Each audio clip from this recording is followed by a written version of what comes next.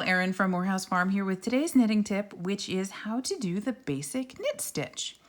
Now, after you've cast on, and whether you've knit some rows or not, you are always going to make sure that the work, which is what we call the knitting we've done so far, even if it's only a cast on row, is on our left needle and the yarn is on the right side, because we will always be working from right to left.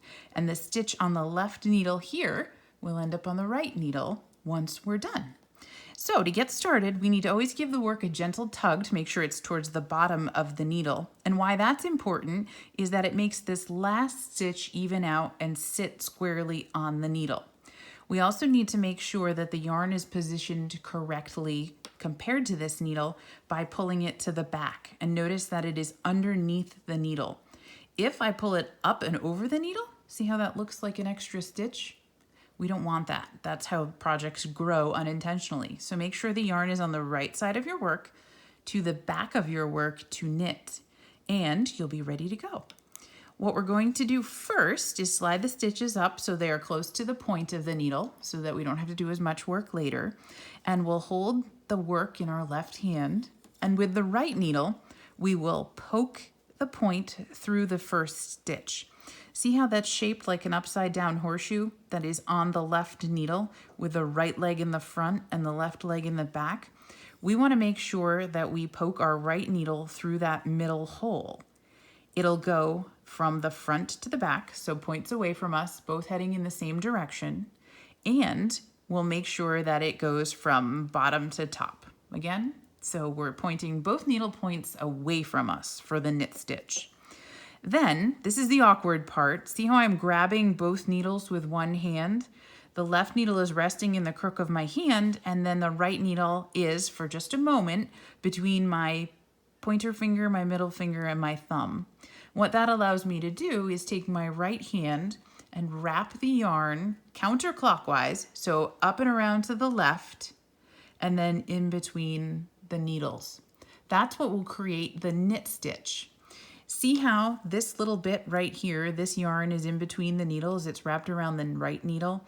That will become my knit stitch on the next row, because I'm going to take the point of my right needle, grab that yarn, and come back through the old stitch. Now, the only thing I have to do left is get rid of the old stitch. I know that's a lot all at once, so let me repeat it again. First, we're going to poke the right needle through the stitch that's on the left needle.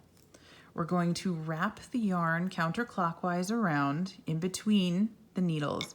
And this right here is going to become our new stitch. And this is the hardest part of the whole stitch, is making sure that you come through the old stitch in the right direction.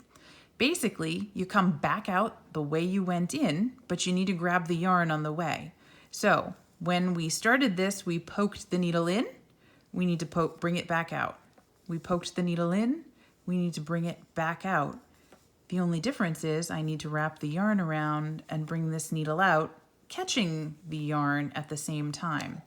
And see how now I have a column of stitches where I have my new stitch looped through the old stitch. And that'll be the same no matter where I am in my work.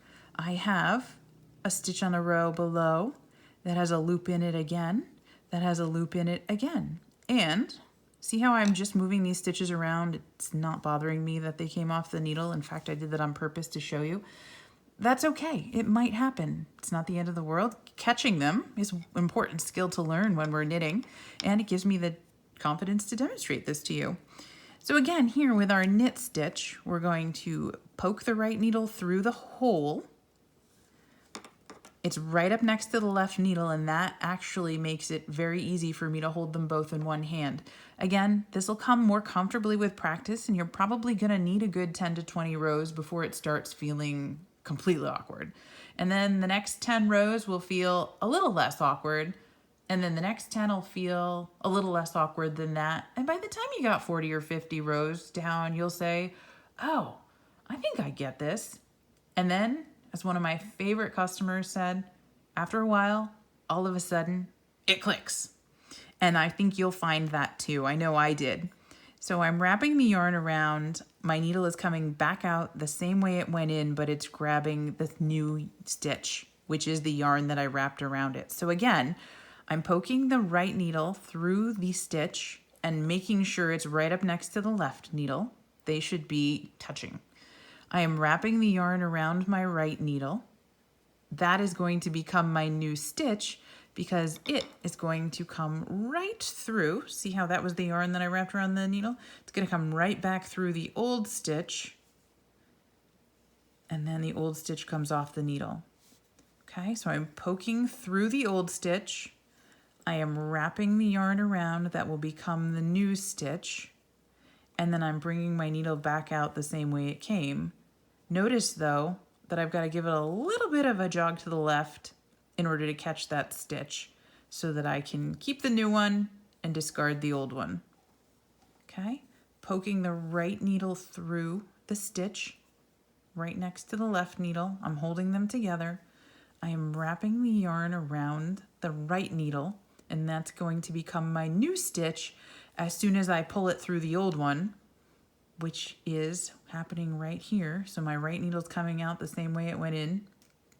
I just have to make sure I get this tip to grab the yarn that I wrapped around the right needle because that's going to become my new stitch. So if you think about it like a sewing machine, poke in, wrap, grab, and you can see that's a nice fluid motion. That comes from practice though. So don't be discouraged if this feels really awkward for quite a while. That's okay. The only thing that's going to make it feel better is practice, and I encourage you to stick with it. You're welcome to email us any questions, or you can ping us for a chat if it would be helpful to have a video conference real quick. We can certainly do that too, because we want to make sure that you find success. And sometimes it just takes a little bit of watching or a different style of learning or a different explanation to make it all make sense. And again, like Diane said, after a while, all of a sudden, I get it. And in no time, you'll find yourself knitting faster. You'll find yourself using fingers in ways that you hadn't before, such as using the pointer finger to push the stitch off. And you may even feel, it doesn't matter if I drop the right needle. I don't even need to hold it with my left hand because I'm comfortable that my stitches aren't going anywhere. And that's a row. So when you're ready to turn it around and start again, remember, work is always in your left hand to start with. The work needs a little tug to make sure the stitches are all even and the yarn goes underneath the needle to the back when you're knitting so that you are positioned to start all over again. Happy knitting, everyone, from Morehouse Farm.